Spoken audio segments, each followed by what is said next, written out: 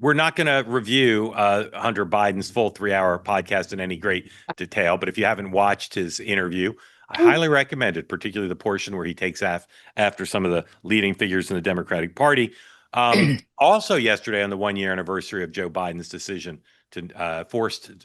forced upon him to not seek the party's nomination, the former Vice President Harris tweeted out this, for which she took a fair amount of heat. A tweet about 1 year ago today, I began my campaign for president.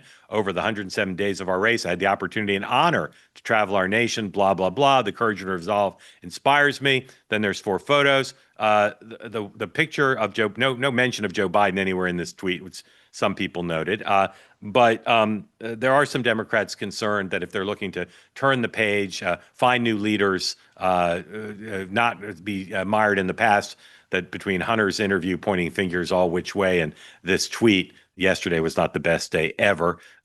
Sean, what can the Democratic Party do about the Clintons, the Obamas, and the Bidens and the Harrises if they want to move on? Anything? Can anyone step in and Well, stop this? yeah, I just got to say that everyone who works at Astronomer owes Hunter Biden and Kamala Harris a big thank you for distracting them yesterday from this, because those are the only people that are happy about those posts and interviews yesterday are the people who work at that firm after what happened at Coldplay this weekend. So I just got to, I mean, to me, this was, first of all, I had never heard of this station. I don't know if you guys did. This guy's got this this No. independent Channel 5, and I was actually shocked at what an audience it has. So good for him. But the idea that Hunter agreed to anything 3 hours long, or frankly anybody worth their salt, of saying I'll sit for an interview for 3 hours, aside from Joe Rogan, that's just the definition of stupid. I will say this: as much as there's a lot to break down in Hunter's interview, I'll be serious for a second and say this. I think I am appalled that no one is taking the medical allegations seriously. Hunter Biden coming out and saying that his father was on Ambien when this happened raises multiple questions. The Biden administration did a medical disclosure from his doctor of the drugs that he was on. That never came up. That to me should be cause for concern right off the bat. The idea that he was taking a prescription that was not revealed. If Trump had been doing this and taking something and didn't, they said that it was a cover up.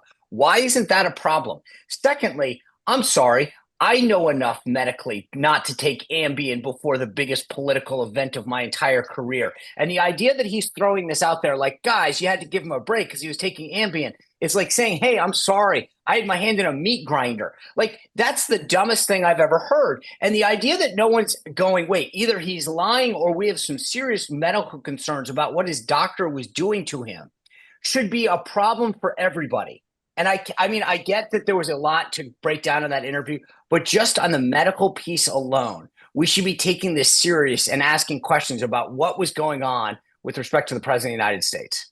I agree.